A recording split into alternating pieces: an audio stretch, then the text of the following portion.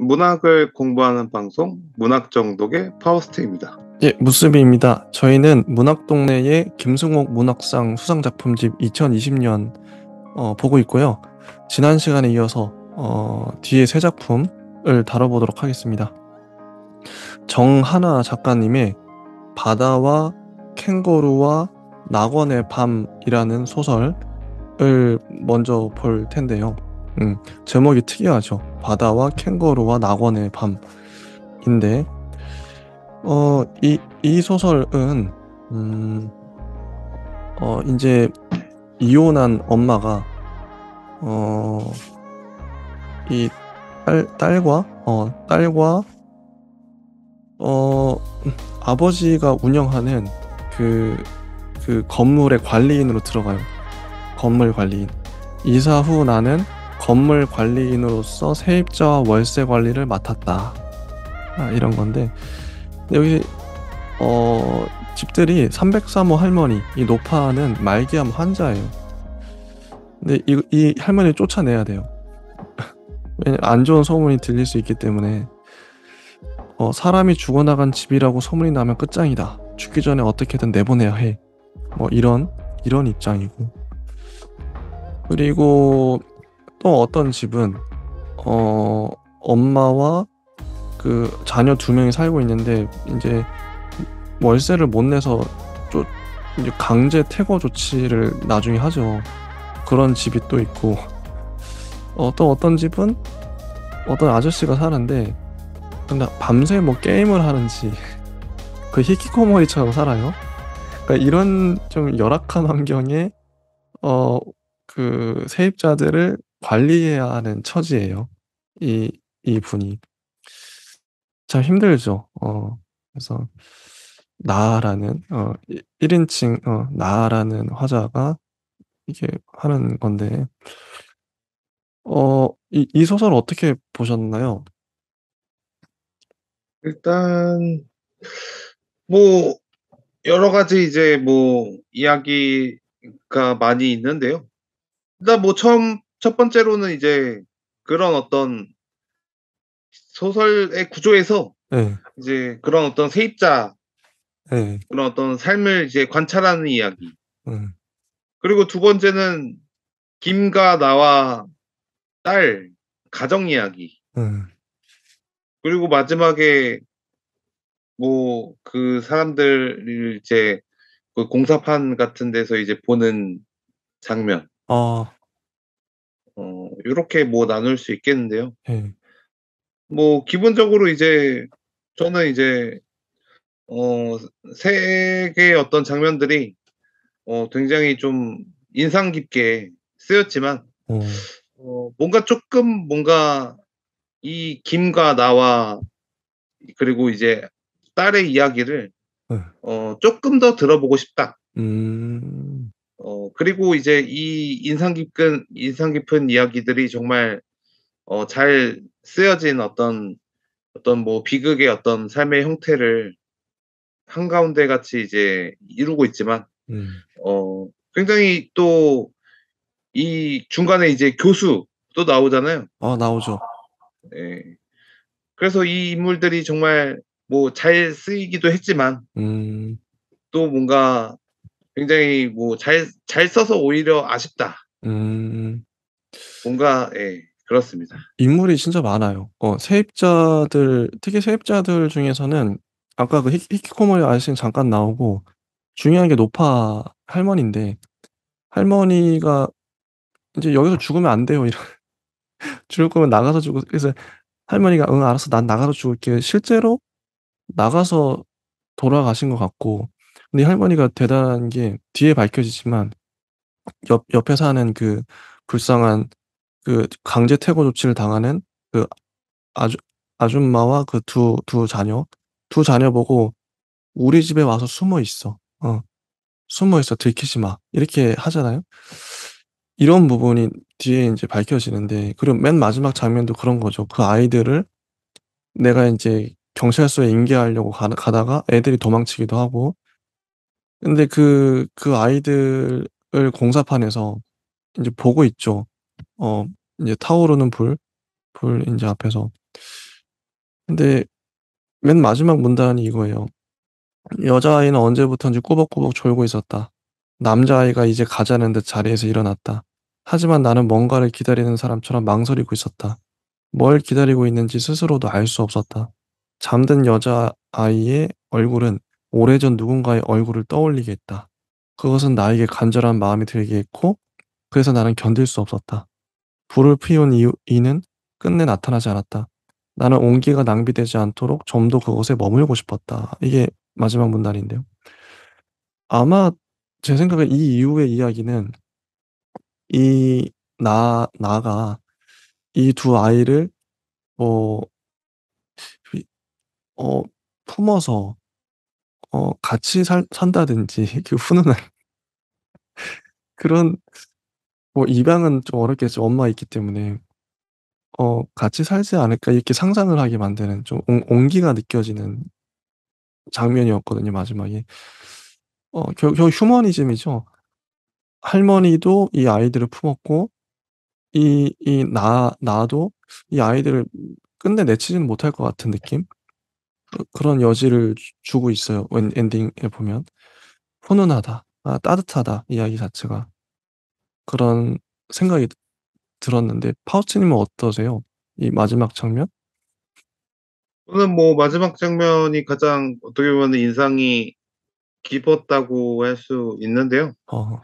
이것도 이제 사실은 굉장히 그 비극적인 어떤 나라는 어떤 삶이 이제 마지막에 공사장에서 이제 막 마치 이제 다 버려진 듯한, 예. 내가 지금 정말 이제 뭐 아버지뿐만 아니라 김이나 심지어 딸한테도 버려진. 맞아. 딸도 지금 상황이 어떠냐면 예. 전 남편이 호주에 있는데 호주로 가 버렸죠. "난 여길 떠나고 싶어." 가 버렸어요. 예. 버려져 홀로 남겨졌어. 진짜 홀로 있으니까. 나는. 외롭죠. 외롭고 쓸쓸하죠. 예. 근데도 여기서는 이제 사실 그 엄마의 어떤 심정이 사실 되게 눈에 그려져요. 어. 굉장히 좀 비극적으로 이제 살고 있고, 어. 그리고 딸을 또 내가 부양하기 위해서 진짜 막 자신이 이제 뭐 자존심도 버려가면서 음. 아빠한테 이제 그죠. 들어가서 이제 뭐, 음. 예, 그렇게 살고 있고, 근데도 이제 딸은 괜히 이제 멀리 있는 김이라는 남편이 이제 뭐 오라고 하니까, 막 간다고 하니까 뭐 되게 서운하고, 그러니까 되게 이제 궁지에 몰린, 음. 그리고 화자인데, 저는 이제 뭐 그 궁지에 몰린 화자도 좋아하지만, 근데 이제 여기서 이제 삶의 어떤 국면이 잘 드러나는 어떤 부분이 이제 그런 어떤 딸과의 나와의 어떤 그런 결핍 같은 음. 느낌인데요. 음. 여기서 이제 마지막에 이제 활활 불타오르면서 진짜 마치 이제 진짜 그러네요. 그쵸. 불이 타고 있어요, 딸과 실제로. 예, 그쵸. "딸과 김과 아버지는 나한테 왜 이러나." 음. 이러면서 이제 마치 이제 그 연민에 가득 찬 이제 할머니와 이제 내가 이제 그 사람들을, 가난한 사람들을 보면서 동일시되는, 음. 그리고 정말 내가 맞네. 맨날 그쵸. 우울증을 앓고 폭탄처럼 비난과 욕설이 이제 맨날 시어머니는 폭언이 예사인 사람인 것처럼 어. 이제 계속 살았던 맞아요. 그랬죠. 예. 그런 게 이제 사실 이제 소설이 약간 중구난방이에요. 아. 이게 원래 드라마도 사실 이게 막 장면이 바뀌고 가족 서사 들어갔다가 막 친구랑 막 막걸리 마시고 그다음에 이제 예. 어떤 예. 형씨가 막 기중기 이렇게 하는데 막 술 먹어서 막 쓰러지고 맞아, 맞아, "어이 맞아. 안 걸렸어요." 왜 예. 이렇게 되는데. 저도 그런 느낌 받았어요. 이게 보면서. 이게 왜 그러냐면 이게 투 트랙으로 가는데요. 이게 두 맥락이 있어요. 지금 하나 방금 말씀드렸던 세입자들을 관리하는 입장이 된 게 하나의 맥락이고, 그래서 할머니도 만나고 뭐 아이들, 그리고 아까 히키코모리 아저씨도 만나는 그 하나의 인제 뭐 주인으로서 집주인으로서의 나가 있고, 또 이 나는 전 남편들과도 전 남편 스토리가 나와요. 그리고 또 딸이 인제 좀 외로웠다 뭐 이런 스토리도 나오고, 뭐 결혼 후 얼마 안 되어 시혼이 태어났다. 그러니까 그리고 또 중간에 또 어떤 나와 썸씽이 있는 연애를 하는 그런 어떤 또 교수님 또 나오죠. 그 스토리가 투 트랙으로 가니까 이걸 요거 보여줬다 저거 보여줬다 왔다 갔다 하는 거야 이게. 작가는 이거 둘 다 보여주고 싶었던 거죠. 만약에 하나만 보여줬다면 이야기가 더 단순해졌겠지만 그러면 너무 단순해질 것 같긴 해요 확실히. 좀 더 깊이 파고들 수도 있지만 어쨌든 중구난방으로 보이는 이유는 투 트랙으로 가기 때문이 아닌가. 예. 그리고 예. 그러면은 만약에 이 소설의 형식이 예. 뭐 중간에 막 예전 남편도 떠올렸다가 어. 이제 갑자기 이제 노파랑 그 손님들 이렇게 대변도 이제 막 뭐 아니 대변이 아니라 뭐 그 청소도 하고 예.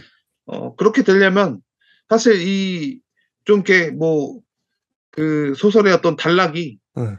이게 잘 이루어지면서 그다음에 이제 장면이 예. 이제 선명하게 그려지면은 그것이 다 해결이 되긴 하거든요. 음. 그래서 여기서는 이제 충분히 소스가 많고 음. 정말 이 내용을 정말 이거 피로 살로 썼다. 이 소설은 정말 많은 것들을 그 상처와 그 자신의 어떤 내면과 그리고 이 노파와 이 모든 사건들이 정말 그 많은 어떤 피로 살로 쓰여졌다. 이 인물도 너무 많아요. 인물이 예. 너무 많아. 예. 단지 이제 그것이 이제 잘 엮였으면은 예. 그리고 그 어떤 우리가 이제 독자가 읽을 때 그 처음에는 되게 막 어떤 장면을 보면서 이제 마치 이제 버스를 우리가 타고 가면서 그냥 이제 딱 그런 공사장을 이제 보다가 음. 갑자기 클로즈업이 되면서 어. 그 예전에 이제 있었던 어떤 일들이 떠오르고 음. 윤과의 언쟁이 이게 떠오르고 음.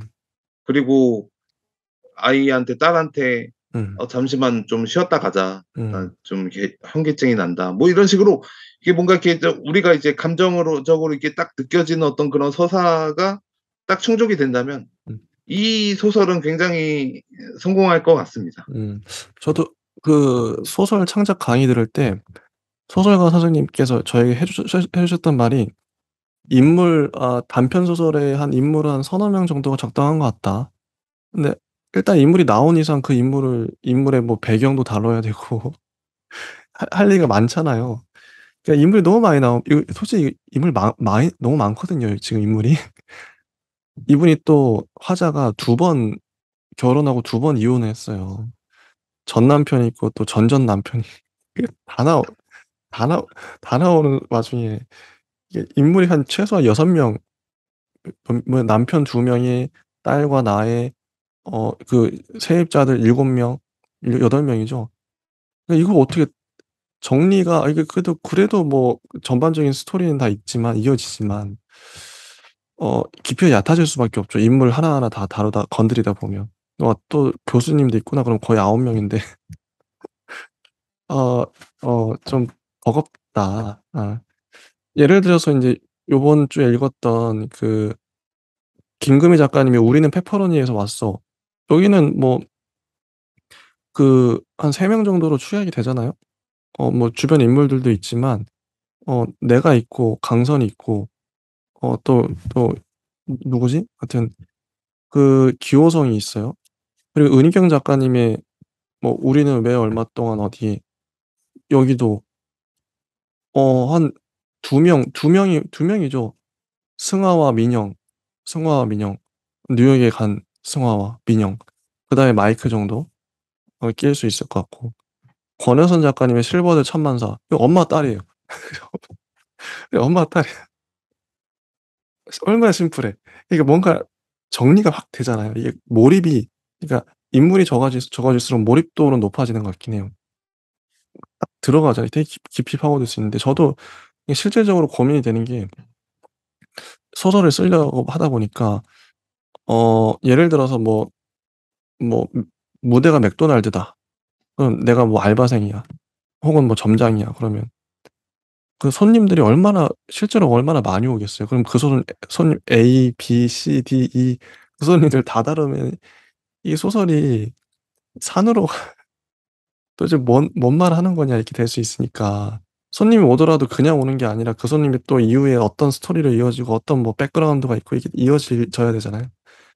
그게 좀 그래서 인물을 좀 최소화하는 거. 인물 간의 어떤 그 연결고리를 만들고 '이 인물이 도대체 왜 나왔나.' 뭐 이런 것들. 그 고민이 되는 것 같아요. 정말 쉽지 않은 문제다. 그래서 뭐 여기서 나온 어떤 인물들이 굉장히 좀 소중하게 네. 또 다뤄지고 있는데요. 음. 이 중간에 또 이제 사실 인상 깊은 게 이제 물에 흠뻑 젖은 시원을 데리고 맞아요. 그 바다 빠졌죠, 바다. 예 예. 난로에 이제 막 해다가 이제 데 있는 장면이 있는데 난로 요 데이죠. 예. 그 장면이 이제 좀 이렇게 오버랩 되면서 어. 맨 마지막에 어떤 파국을 또 맞이하게 되는 어떤 장면으로 또 내가 이제 뭐 그 시완이한테도 혹은 다른 어떤 아버지한테도 어 굉장한 또 그 섭섭함과 음. 그리고 이제 뭐 자신을 원망하고 있다는 것이나 뭐 희미한 두통이나 어둠 속에서 썩어가는 노파의 몸 같은 게 이제 근데 이게 쪼끔 또 애매한 게 애매 화자는 사실 정말 믿을 수 있는 화자가 좀 이렇게 처음에 되어야 되기는 해요 사실. 아.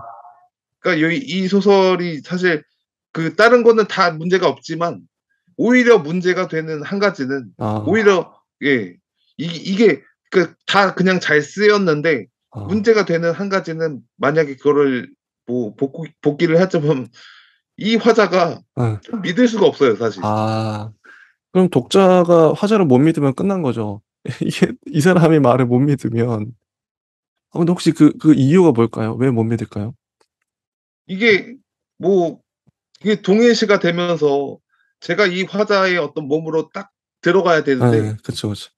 이 화자가 갑자기 계속 밀어내요. 아. 왜냐하면 그 시원 이한테도 약간의 어떤 좀 이렇게 상처를 주고 있고 어. 김은 또 나를 막 되게 비난하고 있어요. 어. "너 뭐 시원이 뭐 제대로 뭐 하지도 못하면서" 막 이런 느낌으로. 음. 심지어 심리학자인 그 교수님도 예. 심리학자인가? 그 교수님도 "너가 잘못했다." 어. 이러니까 심리적으로 음. 정말 이 어떤 화자에게 가까이 가야 되는데 아. 계속 뭔가 그러네요. 예 제동이 걸려요. 맞 딸도 딸도 그 엄마를 원망하잖아요, 이 화자를. 내가 외로웠다고.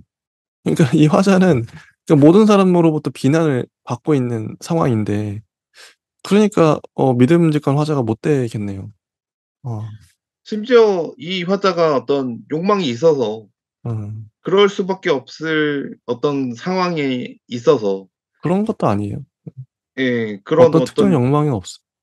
예 내가 뭐 성공을 하기 위해서 뭐 혹은 뭐 돈을 벌기 위해서 뭐 이렇게 뭐 아이 시원을 지키기 위해서 애매하네요. 그게 뭐 딱히 보이진 않아요.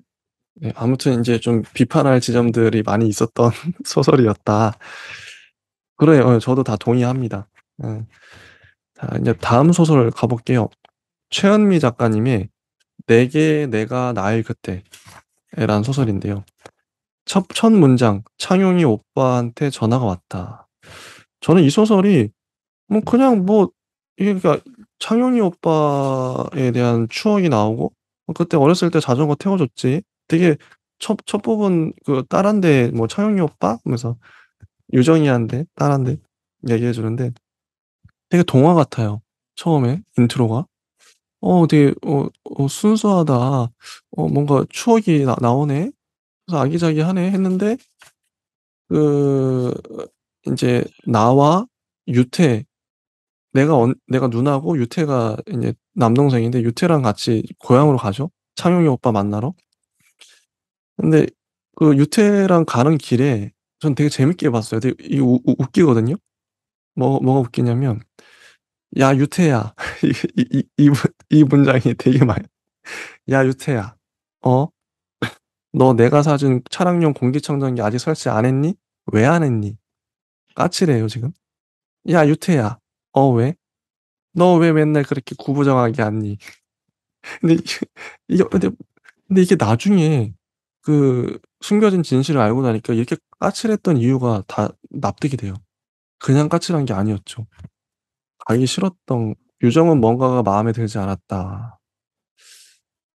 그게 뭔지 딱히 잡히지 않아서 유정은 우리 톨게이트를 빠져나가기 전부터 하나씩 꼬투리를 잡고 있었다. 이런 건데 어 "차용이 형 와이프 말이야 형수라고 부르면 되겠지? 나보단 당연히 어리겠지? 야 유태야. 시끄러워." 이거 어떻게 보면 웃긴데 되게 까칠할 수밖에 없는 상황이에요 지금 유정은. "누나 오늘 매형도 없고 소은이도 없어서 노파심에 하는 얘긴데 오늘만은 말이야 다른 건 몰라도 지읒자로 시작하는 욕은 좀 참아 줘." "뭐 조?" "알았어. 30년 만에 고영 오빠 만나는데 좆은 좀 그렇지. 조 대신 족으로 할게." 그거나. "야 유태야. 족이랑 좆이랑 같니?" 이게 웃기거든요. 이게 아무것도 뒤에 진실을 모를 때 그냥 마냥 웃겨요. '아 이게 되게 코미디인가? 장르가 코미디인가?' 싶어요. 아까는 동화 같았죠. 딸하고 얘기할 땐 동화 같았는데 코미디구나. 좀 누나가 까칠하네. 이 정도였어요 솔직히. 웃으면서 봤는데 결국 인제 뭐 "야 유태야. 아는 척하지 마 족 같으니까." 이런 것도 나오고. 되게 재밌어요. 이 그냥 야 유태야가 이 유행어처럼 계속 나오는데 결국에 도착했죠. 고향에 도착했어요. 그리고 인제 창용이 오빠 만나죠. 근데 중간중간에 유정이 선생님한테 문자를 보내요. 근데 이 선생님이 누군가 저는 처음에 몰랐는데 나중에 또 밝혀지죠. '그냥 문자 보내나 보다.' 이렇게 했는데 진실이 언제 밝혀지냐면 쭉쭉 인제 차영이 오빠 만나서 막 얘기해요. 이런 얘기하고 유정은 글도 쓰네. 그렇구나. 글도 쓰는구나." 했죠. 그런데 233 쪽에 가서야 진실이 밝혀집니다. 이게 소설이 몇 쪽부터 시작이냐면 자 213 쪽. 자 213 쪽부터 시작한 소설이 233쪽 20 쪽이 지나서야 진실이 밝혀져요. 이 유정이 읽어 볼게요. "유정은 이전을 생각했다. 그 산문을 쓰기 이전 친족 성폭력 얘기를 쓴 유정의 소설이 유정의 자전적 경험을 모티브로 한 것을 밝히기 이전 재상이 삼촌이 전화를 하면 받고 들렀다가라고 하면 들르던 이전." 이걸 읽은 독자는 충격을 받는 거죠. '결국 성폭력 얘기구나. 이 얘기를 하고 싶었구나, 최현미 작가님은.'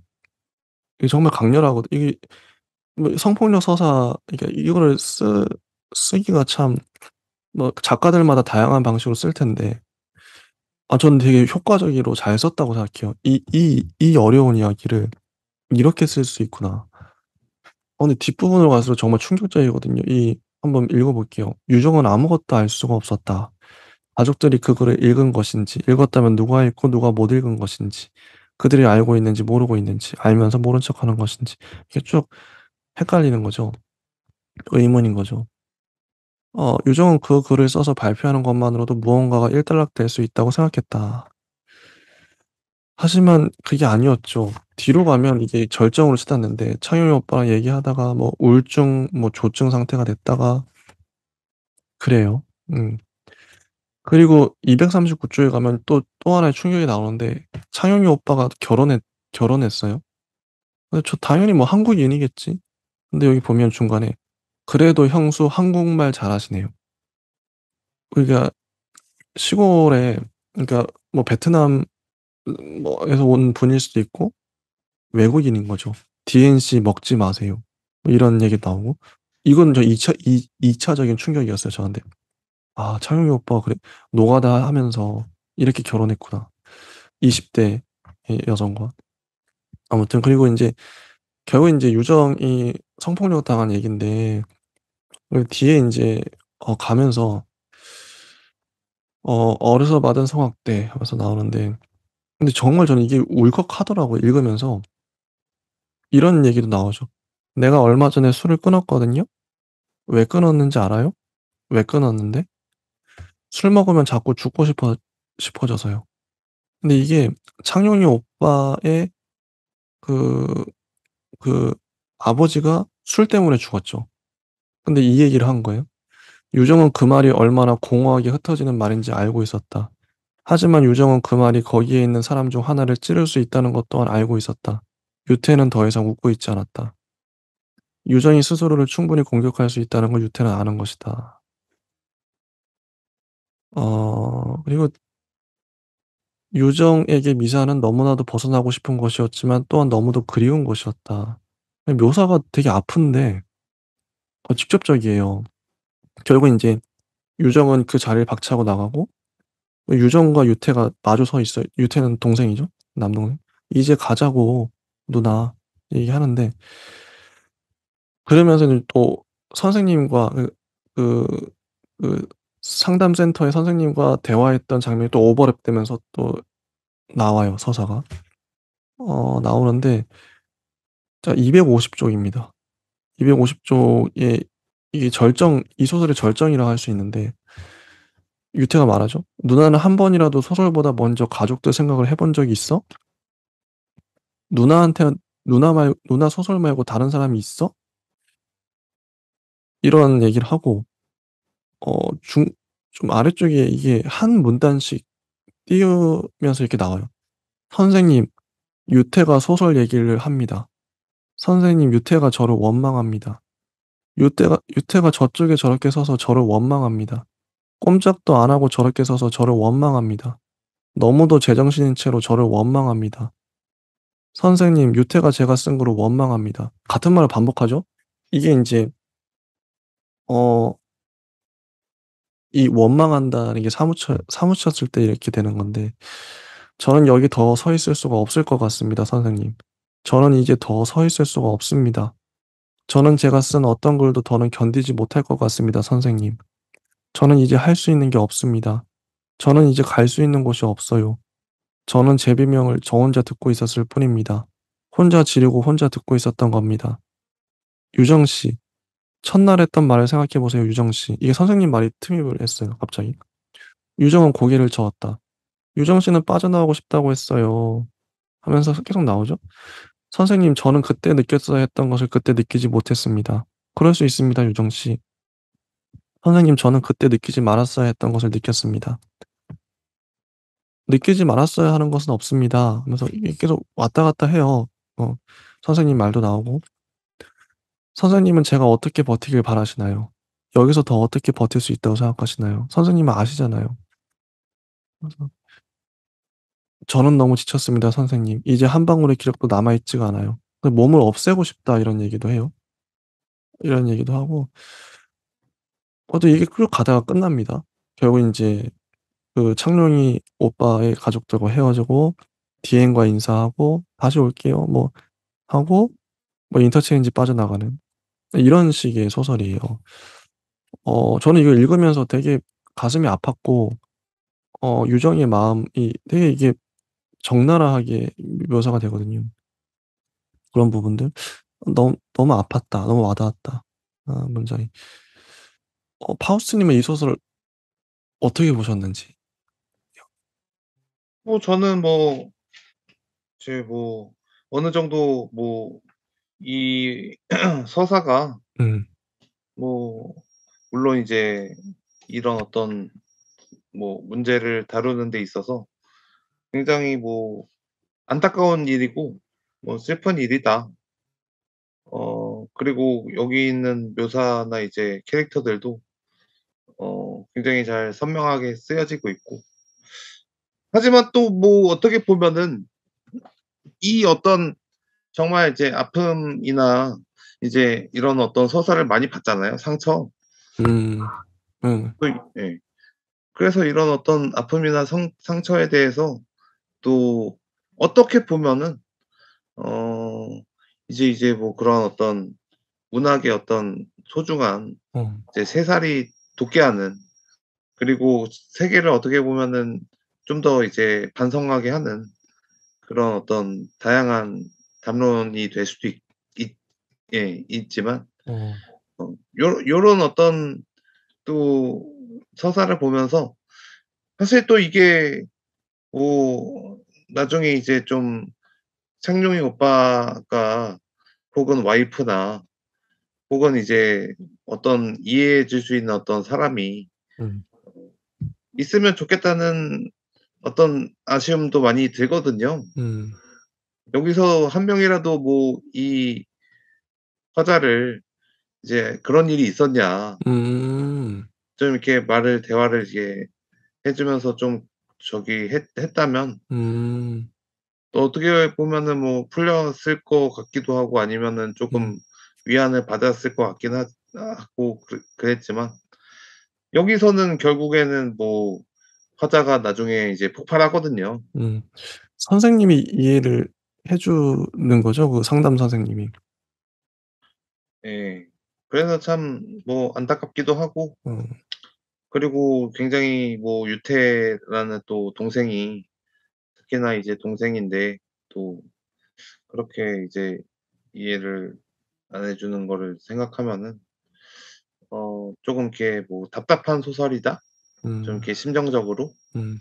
예. 그 구 구조랄까? 저는 글쓰기도 전략이라고 생각을 해요. 작가는 똑같은 얘기를 하더라도 성폭력 서사가 뭐 그동안 또 얼마나 많은 작가들이 썼겠어요. 근데 인제 좀 뭔가 새로움이 있어야 되고, 근데 이게 저는 이런 구도 아까도 인제 20 쪽이 넘어서야 인제 그 진짜 본론이 나왔잖아요. 앞에서는 인제 이게 무슨 얘기를 하려고 하는 건가. 이런 부분 이게 결국 감추는 거죠. 저는 감추는 것이, 그러니까 정작 하고 싶은 얘기를 뒤에 인제 빵 터뜨렸을 때 어떤 충격적인 효과? 반전일 수도 있고 어떤 카타르시스일 수도 있고, 이런 걸 인제 작가들의 노련함 이라고 생각하는데, 이 작품은 그래서 어 그런 부분을 어떻게 보면 뻔할 수 있는 얘기를 정말 잘 썼다고 생각을 해요. 뒤에 터뜨렸던 거죠. 또 만나는 장소도 휴게소, 고속도로 휴게소에서 만나요. 고향이 있는 고속도로 휴게소에서 만나고, 또 창영이 오빠를 등장시킴으로 인해서 그 인물 창영이 오빠를 만나러 가는, 그러니까 고향에서 이제 친분이 있었던 이 창영이 오빠와 또 가족들 디엔이라는 또 이 관계, 그리고 또 동생하고 같이 간단 말이죠. 동생과, 근데 이런 설정, 이런 설정 혹시 어떻게 보셨나요? 오히려 약간 사실 이게 이 앞에 이야기가 좀 아까울 정도로 어. 사실 이 담론이 너무 확정적이거든요. 어.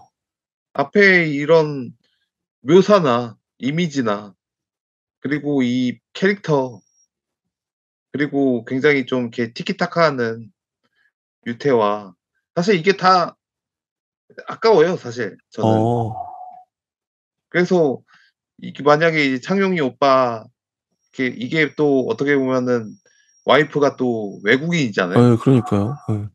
그래서 창룡이 오빠가 노가다 예. 이제 여러 가지 뭐 어양어선이나 뭔가 삶의 어떤 그 뭐 여러 가지 다양한 이야기를 품고 있는 음. 사람이고, 음. 이제 창룡이 오빠랑 같이 이제 예전에 자전거 탄 얘기, 맞아요. 예. 그리고 초등학생 때 막 무슨 꽃 따먹 저거 뭐였지? 아무튼 이렇게 어. 막 수술 예. 이렇게 딱 이렇게 먹는 그런 것도 있고, 예. 봉선화 막 이렇게 또 있고, 사실 그런 거 기대했거든요 저는. 아.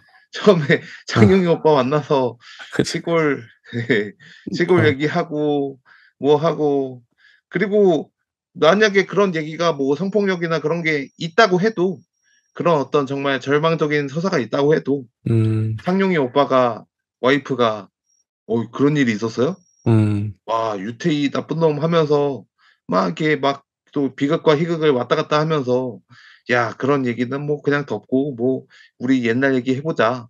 그리고 "우리가 잘못했네." 하면서 막 이렇게 막 신나게 그냥 이렇게 울고 웃다가 하는 얘기를 사실 좀 기대를 했지만 어. 맨 마지막에 갑자기 갑분싸가 됐죠. 독백이 많이 나오죠. 독백도 많이 나오고 선생님과 상담했던 장면이 오버랩돼서 이렇게 계속 나오고 그게 인제 압도적으로 많이 나오는데 뒤에는. 음. 물론 이제 그거를 이제 쓰려고 앞에 어떤 그쵸. 서사를 숨겼다고 볼 수도 있지만 예. 요걸 부각시키기 위해서 몰아간 것 음 같은. 음. 저도 근데 그렇게 뭐 소설을 만약에 이렇게 딱 쓰더라도 이게 사실 뭐 독자를 뭐 사실 감안해서 이제 막 또 여러 가지 다양한 거를 또 보여주려면 음. 사실 이게 또 하나로 이게 딱 종결되거나 이제 하나의 어떤 상처나 결핍이나 이제 어둠으로 딱 종결돼 버리면은 되게 이제 맛이 씁쓸하거든요. 음. 마치 이제 쓴맛밖에 안 나는 그런 음식처럼 음. 또 다양한 어떤 뭐 사실 뭐 그게 뭐 어떻게 보면은 뭐 상처나 결핍이 어떤 문학의 어떤 문학성이라고 볼 수도 있지만 음. 또 여기에 앞에 있는 이미지랑 이런 게 묘사가 너무 뭐 탁월해서 음. 예 아까웠다. 음. 음. 그리고 이 부분 백지은 문학평론가님이 쓰신 글인데요. 이 앞에 한 문단만 한번 읽어 보겠습니다. "작가가 자기가 쓴 글에 대해 말하기는 왜 그토록 힘든가? 영화, 연극 등의 공연 예술에 대해서는 그렇지 않으나 자신이 쓴 책에 대해서, 특히 쓰고 있는 책에 대해서 말하는 것은 불가능하다고 마르거리트 듀라스는 말했다. 책은 미지의 존재이기 때문이고 밤이기 때문이고 닫혀 있기 때문에 그래서 그렇다고. 무엇에 대해 쓸지 알고 있었고 그것을 쓴 것이지만 쓴 것에는 쓰기 이전의 암만 적히는 게 아닌 듯하다. 쓰기는 아는 것을 옮겨 적는 행위가 아니라 어떤 것을 씀으로써 알게 됨을 겪는 행위라고 할 수 있을까? 최은미가 한 인터뷰에서 나에게 일어났지만 내가 겪지는 않은 것이다. 내가 직접 살아낼 수 없었기에 책 속에 넣은 것이다. 라는 뒤라스의 말을 떠올리며 오래전에 일어난 일을 글로 쓴 뒤에야 비로소 겪기 시작한 인물에 대한 공감을 드러낸 것을 읽었다. 쓰기, 쓴 것, 그것으로 삶을 채우는 작가의 일은 자기 안에 있는 인식과 문장을 글로 끄집어내는 것이 아니다. 미지, 어둠, 어떤 덩어리가 자기를 이끌어간 자리에서 쓰기, 쓴 것, 작가의 일이 발생할 것이다.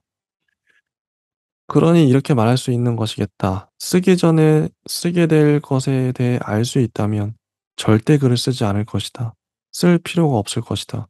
저는 이 부분이 뭐 이 작품과는 별개로 정말 와닿았어요.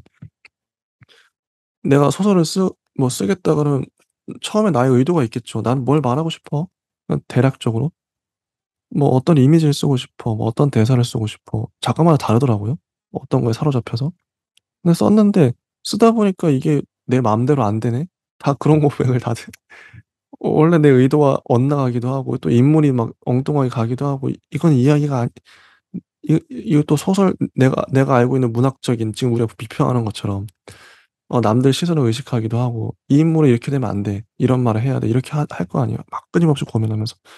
그래서 내가 몰랐던 어떤 소설이 쓰여지는. 그러면서 또 그 소설에 나온 인물의 경험을 내가 겪고 있고.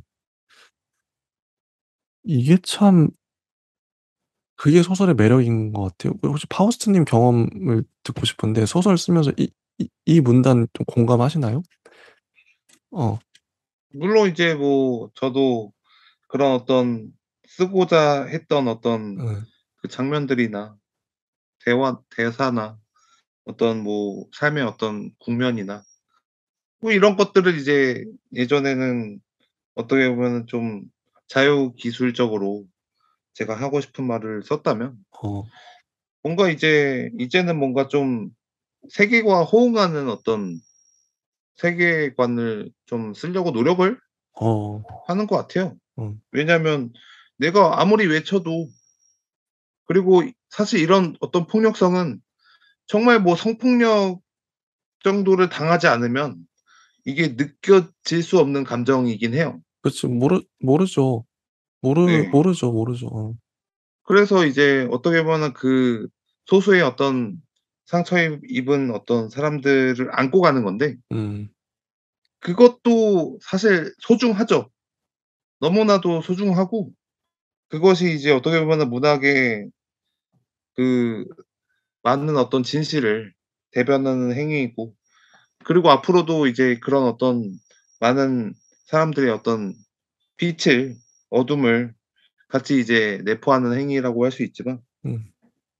결국에는 뭐 결국에 이제 작가들은 음. 그런 거를 다 다뤄야 된다고 생각해요. 음.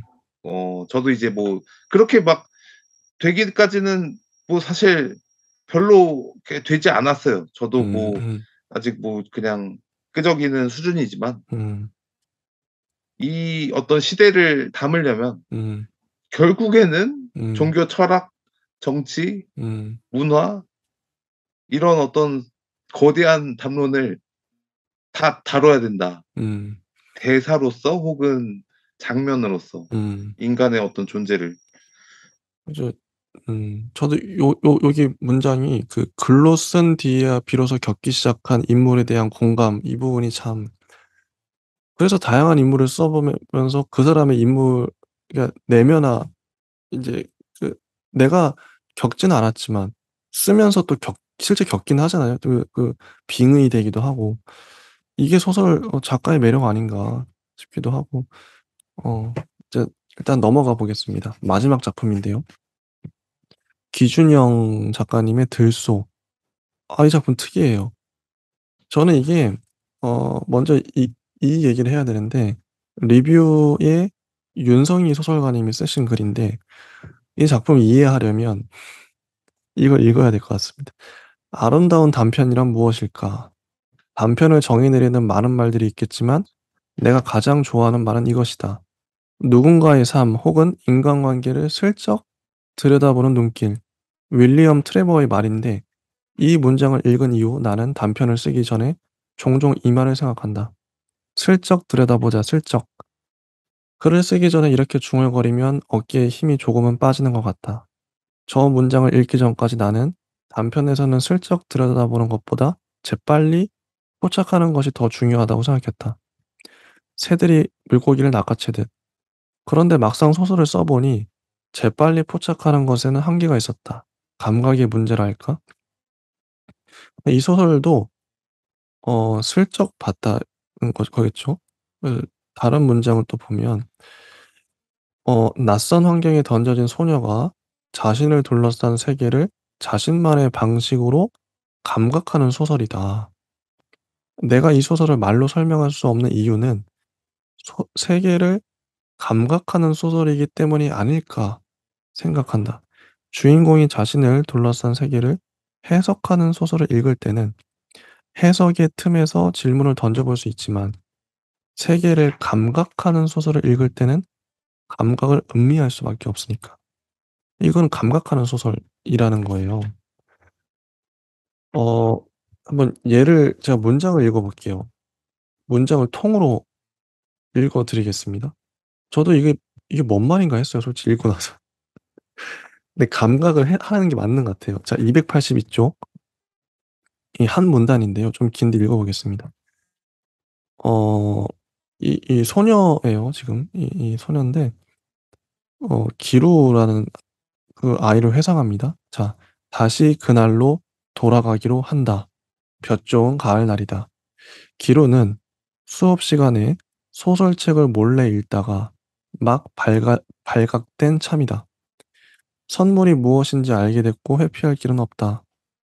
기루는 혼자 몰래 읽던 책을 들고 자리에서 일어나 이제 교실에 있는 아이들 모두가 알아들을 수 있을 만큼은 소리를 내어 그걸 읽어내야만 한다. 기루는 난처한 상황에 달리 대처할 방법을 몰라서 미소를 지어 보이며 눈앞에 책을 펼쳐든다. 탐정 소설이다. 탐정이 시체의 혈흔을 살피는 대목을 골라 읽는다. 죽은 자는 체격이 좋고 머리가 버섯인 중년 남자로 흰색 실크 로브를 걸치고 있는데 불록 나온 배 부분이 검은 붉은 피로 물들었다. 그 얼룩은 그가 누워있는 검푸른 카펫, 크고 작은 다이아몬드형 문양이 반복되는 그 카펫까지 이어져 작은 문양 한 개를 완전히 덮었다. 시체의 눈가에 찢긴 상처가 났고 그 옆쪽으로 약간 이가 빠진 칼이 벌어져 있다. 방 안에는 피냄새와 썩은 과일향이 섞여 감돈다. 기로의 얼굴에 가을 햇살이 닿아 옅은 금빛이 감돈다. 빛이 얼굴에서 목, 어깨로 내려오는 선을 타고 하얗게 부서진다. 머리칼 몇 가닥이 공중으로 살짝 올라서 있다. 보이지 않는 손이 감아 올린 것처럼 부드럽고 청량한 바람이 기로의 머리칼과 내 머리칼을 동시에 건드리고 지나간다. 나는 얼굴에 열기를 느낀다. 참혹하고도 황홀한 내 감정을 어쩌지 못한다. 이 순간이 그대로 한 장의 그림처럼 내 안에 천천히 스미고 섞이기로 기원한다.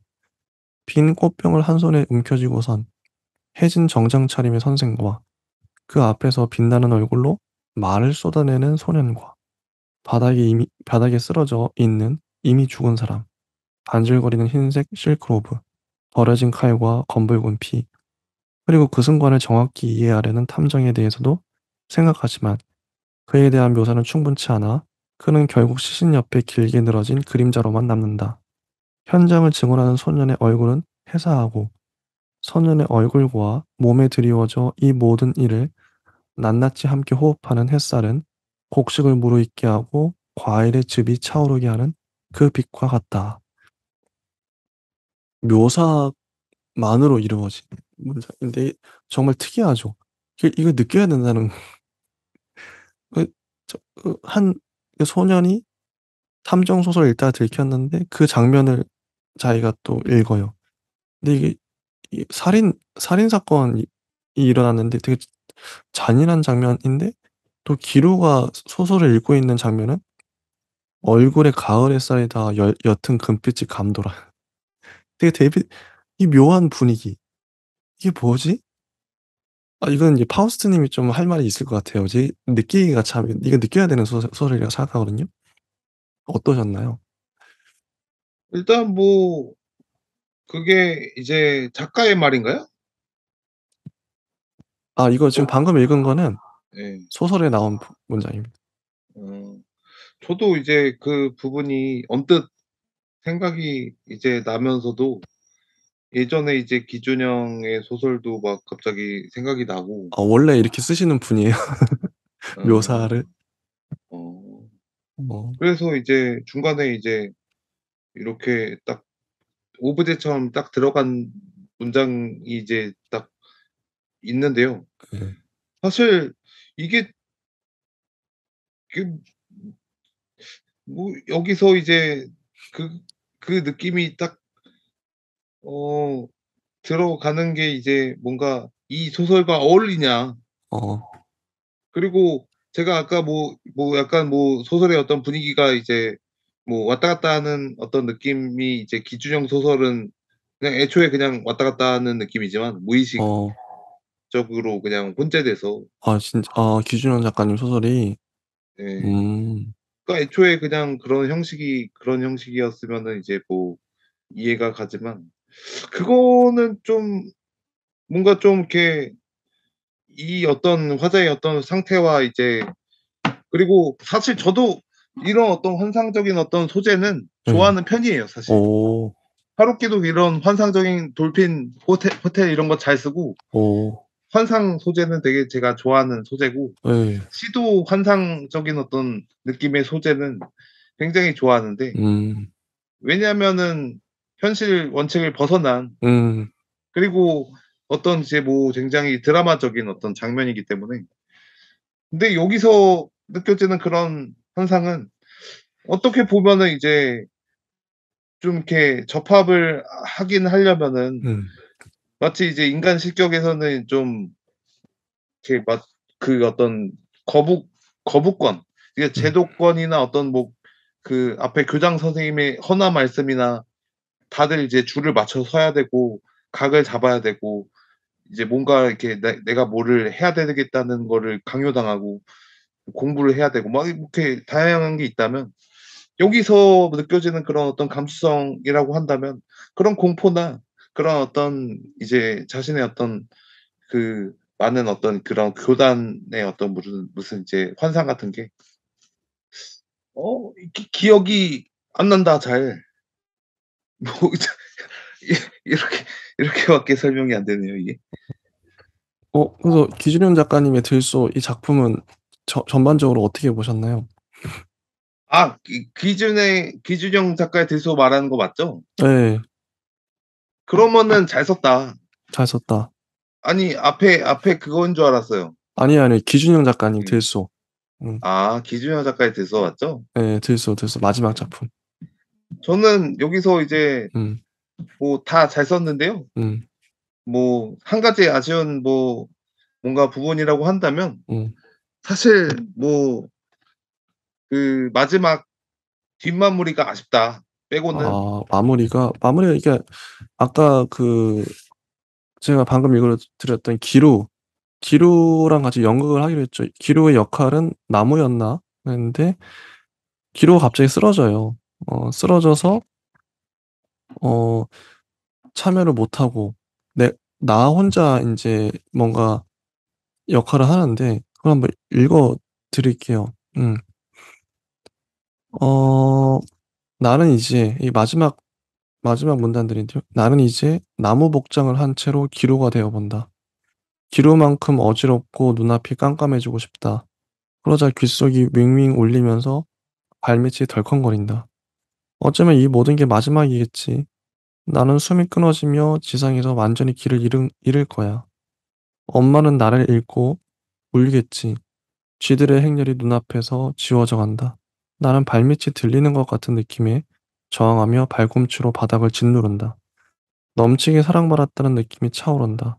감당할 수 없는 무언가가 어마어마한 진동을 내면서 저만치서 내게로 돌진해 오는 듯하다. 또 한편으로는 다행하고 무사한 기로와 내 미래를 본다. 운명에는 탄성이 있다. 어느 한때 우리는 43살쯤이고 하루가 저무는 속도로 하루를 잃는 보통의 어른이다. 아이일 때보다 훨씬 많은 비밀을 품고 살지만 비슷한 스타일의 외투 서너 벌 속에 스스로를 단정히 채워넣는 사람이다. 아름다움이라는 단어를 귀중하다는 표현과 나란히 붙여놓고 볼 수는 있으나 타인에게 쉽게 발설하지 않는 사람. 다만 우스워지지 않으려고 애쓰는 것만으로도 온몸에 진땀을 흘릴 만큼 힘을 들여야 하는 사람. 그리고 이 모든 연극에는 아직 알려지지 않은 배역이 하나 더 있다고. 나는 그게 들소라고 느낀다. 지금 저만치서 그게 오고 있다고. 이게 마지막 문단인데요. 근데 들소가 갑자기 등장을.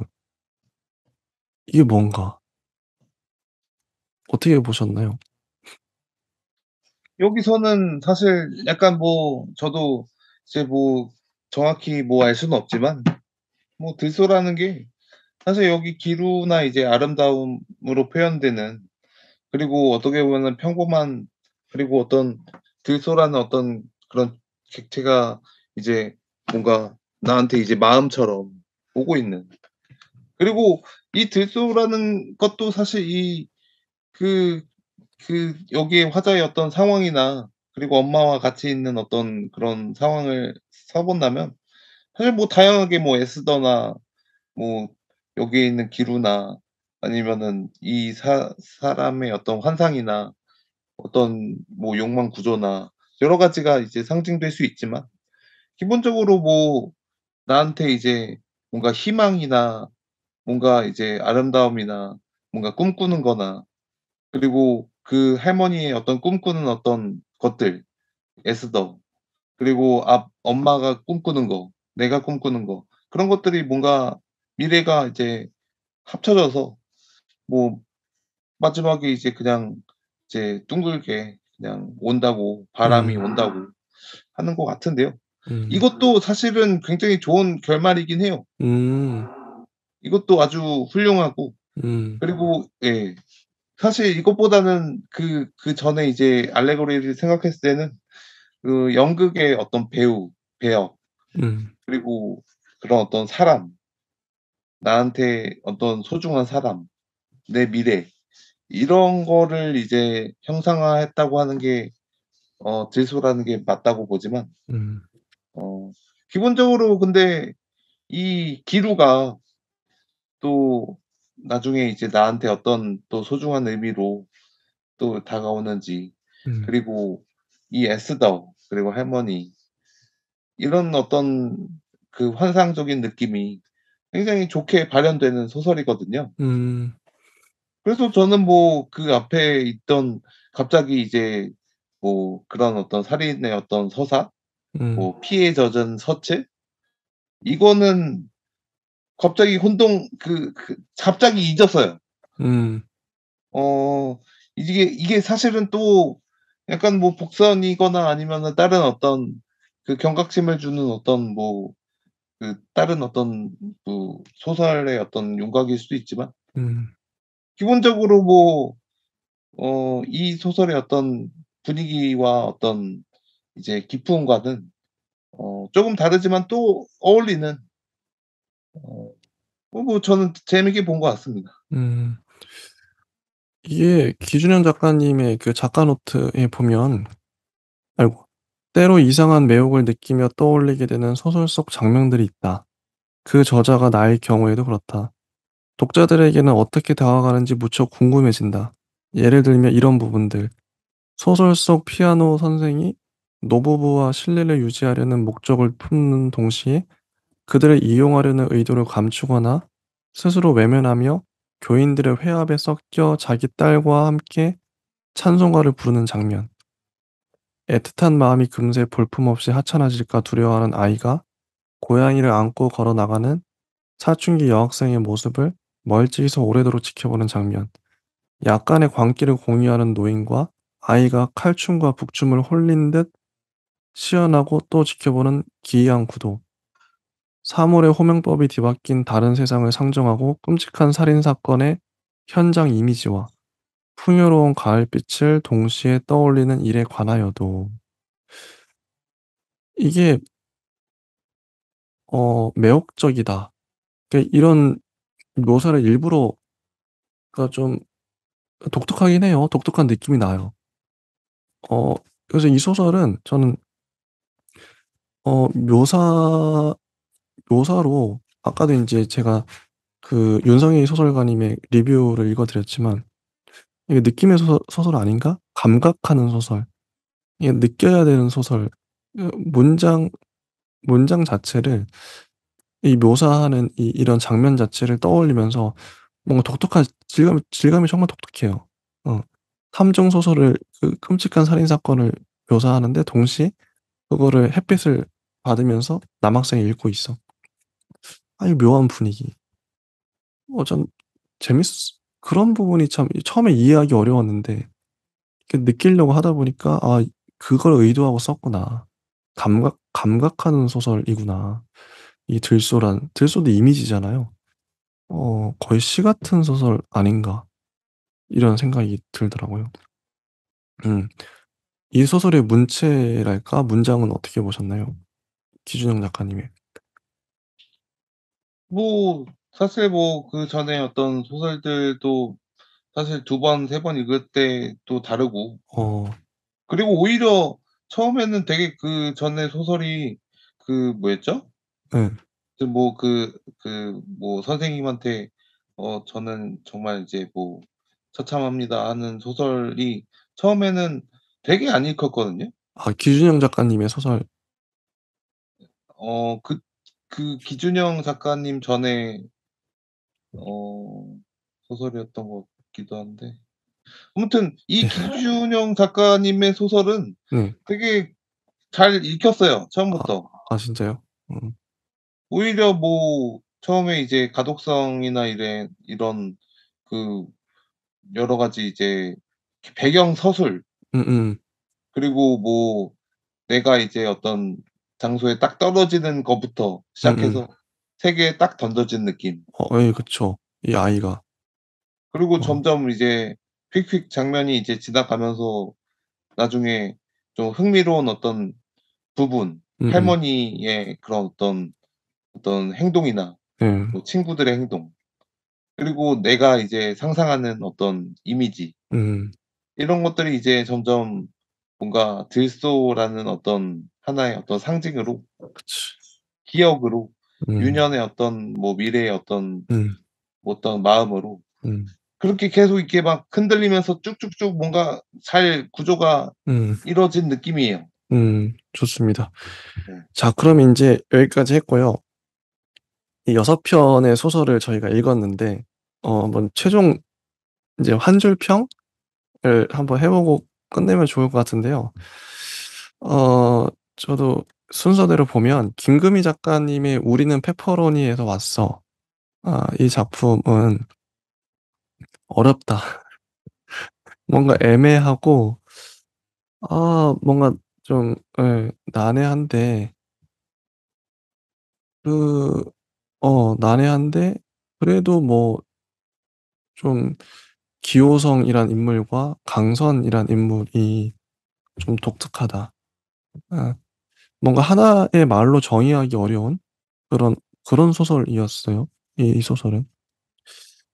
어 그리고 은희경 작가님의 우리는 왜 얼마 동안 어디에 이 소설은 이 두 여자 두 친구가 나오죠. 뉴욕과 서울에 사는. 너무 구조도 너무 좋고 요일별로 이렇게 나누는 그런 것도 너무 센스 있고 서로의 입장의 차이, 서로 이해하고 오해하고 그런 부분 너무 좋아 이게 은희경 작가님 소설 너무 좋았어요. 정말 잘 읽었고 서로의 마음을 잘 이해할 수 있는 입장 차이. 예. 그리고 권여선 작가님의 실버들 천만사. 이 엄마와 딸 이야기죠. 엄마와 딸이 화해하는 서로 이것도 이해하는 소설인데 훈훈하고 좋았어요. 특히 대사가 정말 압도적으로 많죠. '대사를 이렇게 잘 쓸 수 있구나, 대사체를.' 그런 걸 배웠던 소설이었고 정하나 작가님의 바다와 캥거루와 낙원의 밤. 이건 인제 세입자들을 상대하는 그리고 인물이 너무 많이 나왔어요. 저희가 얘기했지만 너무 많은 인물과 그 좀 욕심일 수도 있죠. 좀 아쉬웠던 그리고 최은미 작가님의 내게 내가 나의 곁에. 이거는 성폭력 서사인데 어 정말 구성을 잘했어요 전략적으로. 말하는 타이밍도 그렇고 '아 이렇게도 말할 수 있구나.' 어 그리고 좀 감정도 느껴졌고 정말 좋았고 기준영 작가님의 들소는 솔직히 제일 좀 이것도 난해한 작품인데 감각해야 하는 느껴야 되는 소설. 그 묘사가 참 좋았던 소설을 읽는 독법이 하나가 아니니까요. 그냥 장면 그대로를 그냥 감각하는 거 느끼는 게 중요하구나. 좀 독특한 소설이었다. 저는 이렇고요. 파우스트 님은 어떠셨는지 한번 작품마다 한번 얘기해 주시죠. 네. 저는 뭐 김금희의 이제 페퍼로니에서 왔어라는 작품은 약간 이제 난과 매화 같이 정말 좀 우리에게 좀 상징적인 어떤 의미로 그 난과 매화는 이제 뭐 상징적인 어떤 선비나 뭐 어 절제나 뭐 여러 가지 이제 뭐 미덕이 있잖아요. 그쵸. 근데 이제 이것을 좀 바꿔서 보면은 어 좀 이렇게 이 우리가 살고 있는 현실이 굉장히 모순적이고 어 굉장히 좀 이런 다양한 어떤 정체성의 사람들이 서로의 어떤 욕망으로 얽혀져 있어서 음. 마치 난과 매화 같다. 음. 이렇게 좋네요. 은희경의 우리는 왜 얼마 동안 어디에라는 작품은 음. 어 이제 세 명의 로드바이크인데 사실상 이제 요일의 어떤 그런 어떤 심리적인 어떤 지평을 보여주고 있거든요. 음. 그래서 뭐 심리의 지평선으로 할 수도 있고 아니면은 그 시간의 계단 뭐 이런 어. 식으로 뭐 닿는 어떤 느낌 어. 이렇게 하고 권여선의 시버들 천만사는 예. 굉장히 좀 실 이제 대화나 이제 모녀의 화해 예. 그런 거라고 보여지는데요. 음. 굉장히 성숙한 음. 그리고 우리가 어떻게 꿈꾸는 모녀의 어떤 대화라고 생각했을 때 정말 이렇게 뭐 우정의 변천사 어. 혹은 어 모녀의 뭐 모녀의 뭐 백합 뭐 이렇게 좀 이렇게 키치하게 지을 것 같고요. 근데 이 제 영화나 예 네. 제목이 근데 네. 실버들 천만사가 네. 제목이 왜 이렇게 졌을까요? 특이하잖아요. 이게 무슨 뜻인가? 저도 이거 처음에 어렵죠. 이게 뭔 말이야 이게. 어. 저도 처음에 이거 실버들 천만사라고 하길래 뭐 할머니들이나 할아버지들 천만 혹은 예 실버의 그런 어떤 실버타운 뭐 이런 건가? 뭐 처음에는 되게 헷갈렸어요 그 이게. 제목이 해석이 잘 안 돼요. 아직 다 읽었는데도 뭔 말인지 모르겠어요. 이게 실버들 천만사라는 게 뭐 그 나중에 이제 완경 뭐 폐경 나오고 이제 자신이 이제 딸한테 가졌던 이제 감정이 정말 내가 이게 끈처럼 실처럼 이제 막 그렇게 아. 막 다시 이어지고 막 끊어지고 하는 무슨 다양한 어떤 삶의 굴곡들을 보여주고 있는 어떤 느낌으로는 다가오지만 어. 사실 막 어울리진 않는다. 처음에 이게 딱 예. 제목이 좀 이게 해석이 어렵기 때문에 이게 뭔 말인지 모르겠어요 솔직히. 좀 예. 제목이 좀 애매해요 이게. 예. 예 이상하다. 실버들이 아니죠. 그러니까요. 일단은. 제목이 이상해요. 예. 이게 너무 해석이 너무 어려워요 이게. 왜 이렇게 졌는지 모르겠어요. 음. 음 또 다음 작품 해 주시죠. 예. 바다와 캥거루와 낙원의 밤 같은 경우에는 이제 뭐 그런 어떤 오빠를 이제 찾아가는 어떤 자전거를 음. 찾아가는 밤이라는 어떤 의미에서 이거는 뭐 밤의 미래라는 어떤 제목이 어울리는 게 음. 결국에 이제 이런 어떤 밤이 오고 음. 유년이 오고 시간이 오고 바다 캥거루가 오고 낙원이 온다는 거는 사실 나중에 미래가 이제 자신이 어떻게 그려 나가느냐에 따라서 음. 이 밤이 달라지거든요. 음. 그래서 이 소설을 씀으로써 네. 그리고 자신이 어떤 상처를 보임으로써 어. 혹은 남의 어떤 타인의 상처를 유대함으로써 어. 그런 어떤 상처 자신의 어떤 상처와 대면할 수 있는 음. 그래서 밤에 미래가 생기는 음. 그다음에 낮이 오는 그런 힘이 있다고 생각이 들어요. 네. 음. 그리고 내가 내게 내가 나의 그때 어 요게 뭐였죠? 아 이거 성폭력 서사였어요. 아까 차용이 오빠. 음. 아 그 소설입니다. 어 내가 내가 나의 그때는 이제 바뀌었긴 했지만 아무튼 그 많은 이제 이야기들이 그리고 어떤 그 성폭력이라는 어떤 사건에 대해서 음. 우리가 이제 뭐 여태까지 많이 그 경험을 하지 못했 뭐 경험을 앞으로도 하지 못할 음. 남자들은 뭐 그런 게 별로 없으니까 음. '이런 것들을 잘 알아야 된다.' 음. 하는 뭔가 입장에서 음.